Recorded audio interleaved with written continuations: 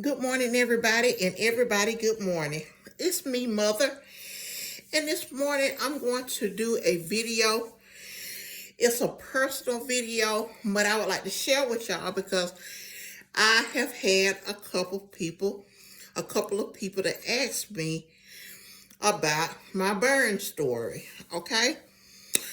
And I'm gonna get it ain't too rough, but when you're talking about stuff that you done went through, uh some people like to share things and some people don't. And I know I don't have to, but it's okay with me. And this morning I'll be eating a little bit of Rumford. About 8 hours of Kaolins. I got some Argo and I got the Benzina and stuff up there. But all right. And I got the baked chalk. So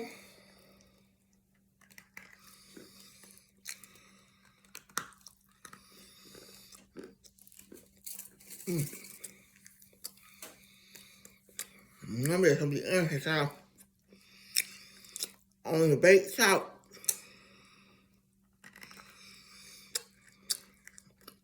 I can. Mm,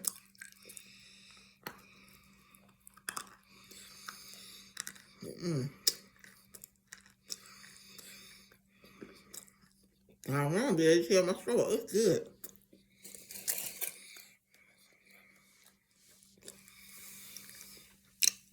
And I want, like I say, I'm not really into selling stuff to people, but if you're interested in that, Clay, let me know. My email is in the community. But okay, let's rewind back to 1998. Okay? 1998, I was about, how old was I in 1998? Maybe 21, 22 years old. And I was in this relationship, like I say, which I did marry this person. I think I talked to y'all about that rough relationship before. And I'm going to tell you, when your parents telling you something, you need to listen. Okay, so I was going around with this guy, and I had my little daughter at the time. And we were out having fun, not taking life seriously. He was a work and everything, but I wasn't working or whatever. I was going to school a little bit here and there. And I just like to have fun. I didn't smoke or drink or nothing like that. But I just like to watch TV, kick back, have friends over and stuff like that. And he used to be the one providing. And at a young age like that, a young man like that, I'm looking at him like he a grown man. But that's just somebody who just really getting out and finding out about themselves and making them have to do things that they're not ready to do or they haven't been raised to do. They just playing it by ear. So this young man here, which was my husband, he wasn't my husband then, but he was raised by his dad mainly when I met him. His mama wasn't at home, and his mama had been sent out of town. If y'all know what out of town means, okay. So he was doing, really on his own, trying to take care of me and do so much. And he was like doing a lot of cutting of food. His mind just going crazy. So we get to this place after all this stuff going on. We having good times and stuff. And one month, we decide that we're going to move somewhere, okay? And we're going to skip the rent where we living at. We're going to stay with my cousin, go live with my cousin for a month until he get, he get a couple of checks. I got some money coming in from somewhere, and we're going to move then. So I get over to my cousin's house.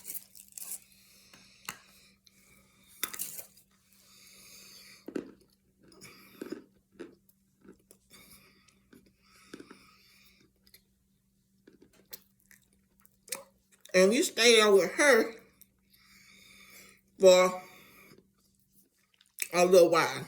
Okay. Everything going okay. But mind you, we all young and we not ready for what we think we want. We out there, we want to get in a party. We gonna stay with each other. We don't have no kind of rules. Because now, we ain't doing this out of consent from our parents. But you know how it is. You think you grown, but you're not. Some people are 20 and 21. They grown. But a lot of people, they done went out to the military, went out to college. And some people still, family is guiding them. But now we out here with no guidance. So I goes and stay with my cousin. Me, him, and my little girl at the time. And I am not really contributing anything. And my cousin had a roommate. And so her roommate moved out. So we over there taking that place. So she comes to me, she said, well, Stacy, well, no, some of y'all know my name or whatever, but she said, Mother, we're going to have to move. And I was like, oh, man, we just got over here. She said, yeah, my roommate them left, and I'm not going to be able to keep this apartment because it's really in her name and my name. And some kind of way, she had a boyfriend too, and he was working hard. But these people, excuse my mouth, all they wanted to do was buy beer and, wanted to smoke and cigarettes and liquor. And we're not putting no money away. We're not caring about what. I got a daughter, and I'm thinking I'm taking care of her good because she eating, she going to her little pre-K school or whatever. She clean looking and everything. And I'm thinking, okay, that's okay. All right, let's come on, speed up a little bit. We standing here, people in and out, in and out. They playing cards all night. And so my mind started clicking. Man, this is not what I want to do. So I'm telling my boyfriend, we need to find somewhere to stay. And, I ain't thinking, saying, I need to be getting up worried about me and my child. I'm trying to put this on somebody floating around. I got a mama and daddy, so I got a mama, I got a daddy, I got a brother. All of them got somewhere to stay because I left my mama house. And I got grandmothers at the time. I had 2 grandmamas living, so it was no reason for me to be out there like that. This is something that I wanted to do. And like people say, well, young people don't know better. Young people do know better. They know right from wrong. They probably got to feel it, but they do. Because I knew, that this can't be right. I'm floating from house to house. At this time, we had rented about 3 apartments and left. And this is back when Georgia, the rent was like, my first apartment was like $250 a month. And it was a nice apartment. Okay, so until I said, we need to get somewhere to move. He like, I'm trying. But really, See, now we didn't got out of where we were supposed to be, and that's where his ride was picking him up from work.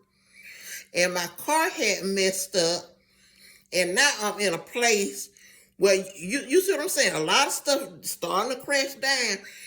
And instead of me being obedient with what's going on, because at these times you be worrying your parents with stuff like this. You out here doing stuff, and they know you grown. They try to tell you, you don't want to listen, and they don't want to keep on pounding into you because they already been pounding into you, and you don't want to listen. So they say, I don't want to push her all the way away, so I'm going to let her do, what she want to do. Okay.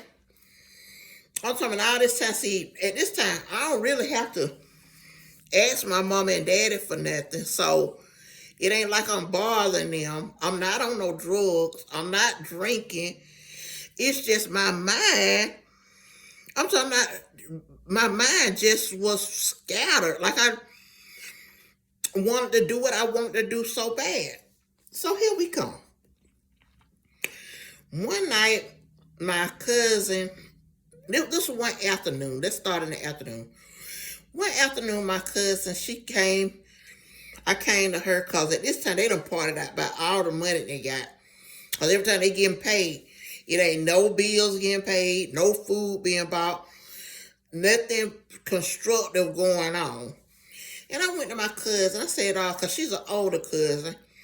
So at this time, she probably about 24, 25 years old. Maybe even 26. And I said, cuz, let me get some money because I want to go to the grocery store and get something to cook. And see, I done came to her several times by now because I'm not working doing nothing constructive. And she said, well, okay, but I'm tired of you. I got to have money for myself. So she gives me some money. So I go some way, somehow, I can't remember how. But I went to the store because this before Ubers and Lyfts, and the cab was high back then. Because remember, like I say, we scrambling and doing whatever we want to with the money. I'm even buying clothes and stuff to make myself look good.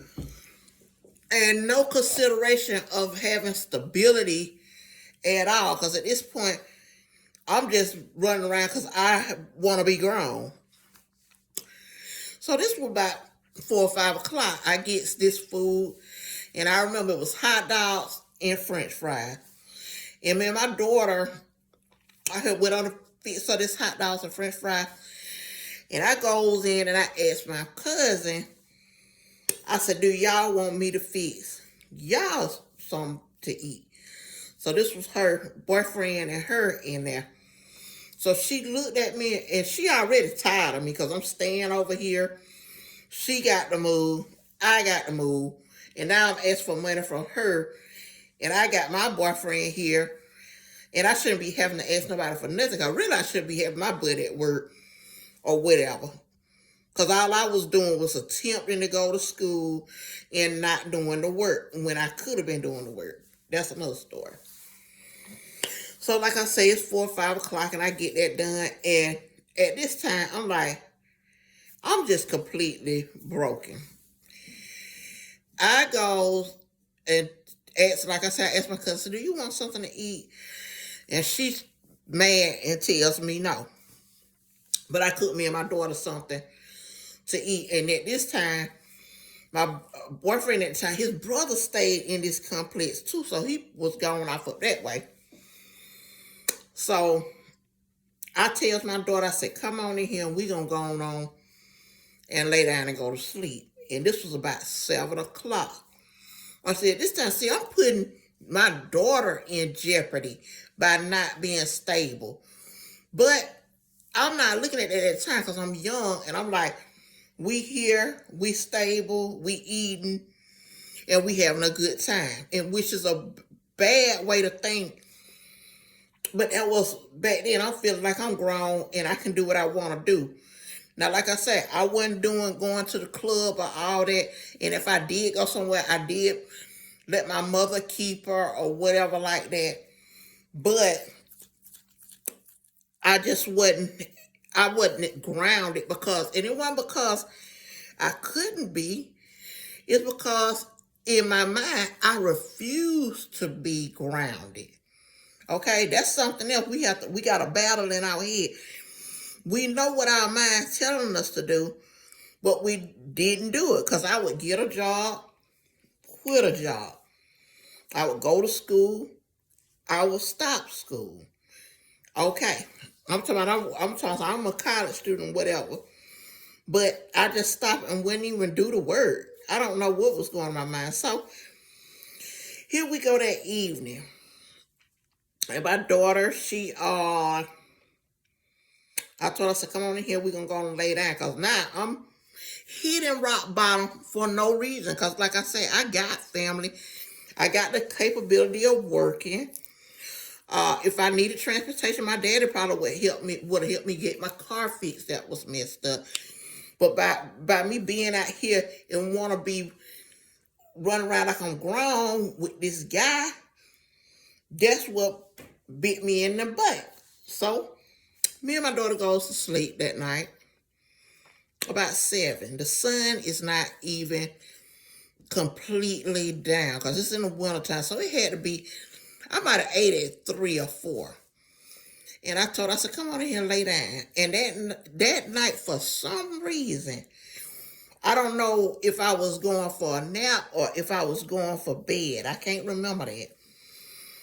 And this is in February. It was like leap year because it was February 28th, but it was going to be February 29th. And I laid down, and I laid her down, and she went to sleep. Both of us went to sleep.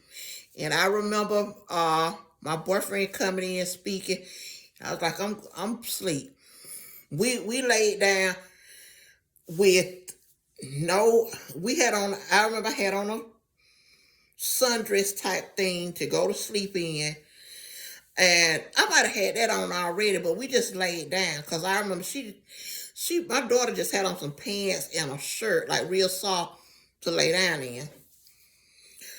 So every few hours or so I wakes up and I hear my cousin and them in there playing cards and whatever.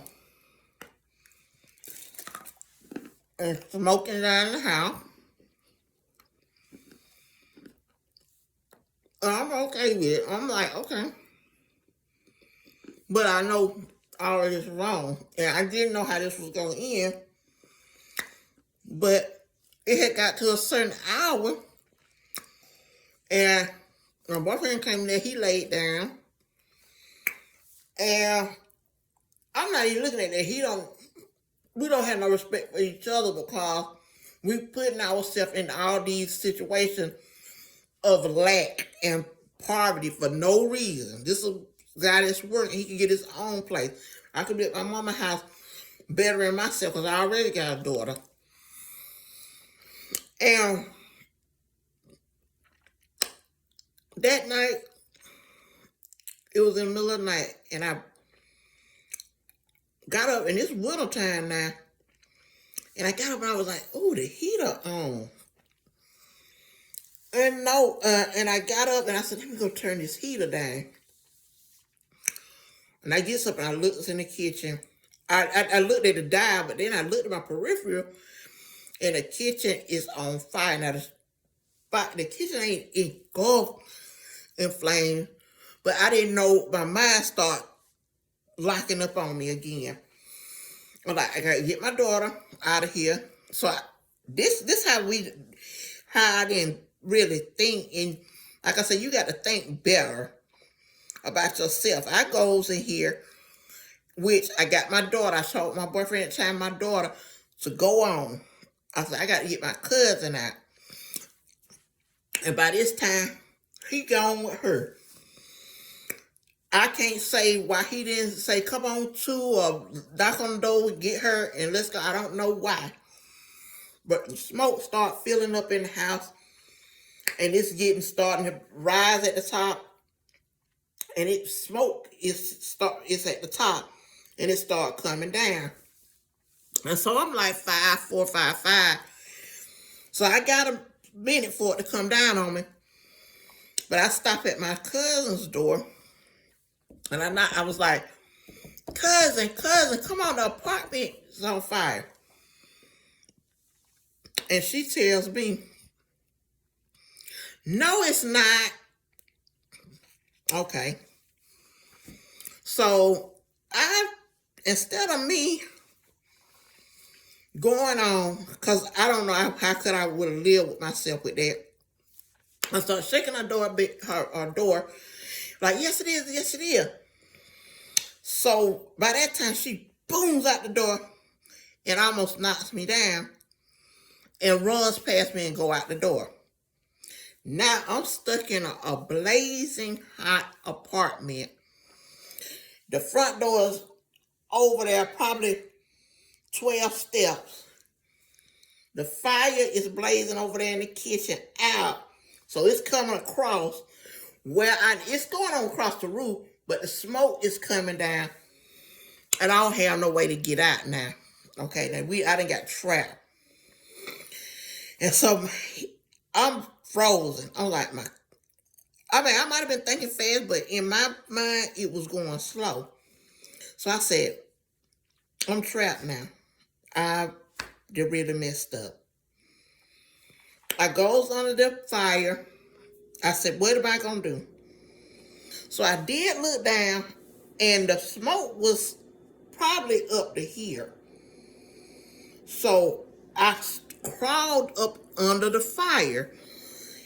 I don't know what made me crawl up under that fire, but I crawled up under the fire, and I finally made it to the door. I'm hearing glass cracking. I feel cool there. I hear hot air. And I get up to the front door. I do make it there. And guess what? I try to stand up and open the door, and I'm trying this heat. That's why I got this right here, but this is skin grafts. And this heat is just boom, boom, boom, boom, boom. And I try to open the door, but the handle's so hot I can't touch it. Then I get my gown and my dress, and I try to turn it, and the door had expanded, so I can't even get out the door. The door not turning, but it's not unlatching, like twisting to open. So I just said, Lord, I just can't believe this. I'm finna die in a house fire. I slid down on the front door and just laid there. And I'm talking all that smoke and soot and heat. And I see the fire truck light, sort of. And I said, well, and then I just felt myself go out. Just go out. And that was it. But as I'm going out, I heard a voice say, that's it, Stacy. I said, well, I didn't, call my name again, but it was like, that's it. And I couldn't believe it, but I just laid there. I was like, it's nothing I can do. And like I said, I just went on out. A few minutes later, I heard some banging at the door. Boom, boom, boom, boom, boom, boom, boom, boom, boom, boom, boom, boom. And they said, Stacy, where you at? And I was like, oh, I'm right here. So my husband, brother, boyfriend at the time, kicked the door down, grabbed my hand. He was there too, and pulled me out. And I walked down the stairs, and a girl that I went to school with back then, I didn't even know she lived in this apartment because this is a whole nother side of town. They got me and they set me in their car, and that was basically, they set me in the car, and because I was standing outside at first. I was standing outside at first, And my cousin was like, Stacy, she was like, your skin is blowing off of you. And I just couldn't do, I was like, what am I supposed to do? And this girl, like I said, I went to school with, she wrapped herself around, set me in my car. Set me in her car. Her and her husband, because they stayed that time, they had to come out of the flames too. And then the ambulance came trying to put water. When they got me in the ambulance trying to put water, I had hot rings on and everything, trying to cool me off. And that cold water on that, it might have been cool water, I don't know, but mixing in on my skin was something else. I was like, oh, it's so hot. Stop, please. I don't know which one was the worst, getting from that apartment to the hospital, but I was conscious, feeling all this. Excuse me, y'all. So I gets to the hospital, okay?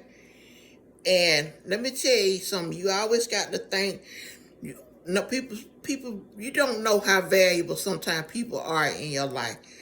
But my mama can see the darn storm before it brew, baby.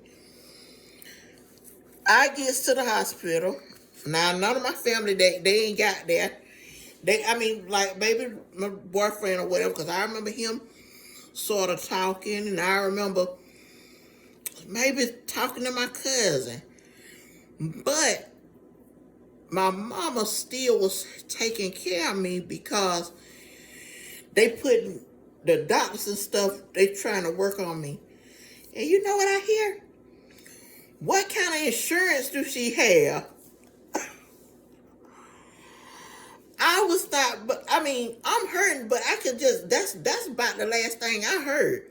And I heard what kind of, they said, we pulled it up and she got this kind of insurance. They said, okay, that's good. Because instead of sending her to Grady, we're going to send her to the best, they didn't say this, but it is, the best burn unit over in Augusta. And y'all, basically, they really gave me a low percent to live because I was burned 28%. The burns is not what did it, what gets you. It's the lung damage. And I had some severe lung damage, which I have suffered for years. So when I breathe, it's because I got lung damage. I had that before I even started eating And after that, they worked on me and stuff. I was knocked out in a coma, so they induced coma. And when I got back up, hey, I was like this. And thank God that he protected me. And here I go today. I lived, that's 30 years ago, and here I go today. I didn't have to make it through that. Because like I said, you heard where I began, I was being hard-headed. I knew everything. But my mama kept that instrument. When I was acting grown and want to bounce about, one thing she didn't do, she didn't take me out of her health insurance back then. She didn't take me out. And they approved all that, and I got the best care. And now, hey, we 30 minutes in now. That's how I got burned. So I'm going to take one more crunch off this. This is, by the way, this is the clay, which I said, and it's really good after it's in the oven.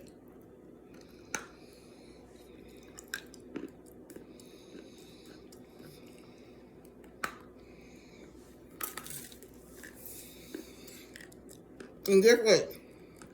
Y'all have a good, prosperous day.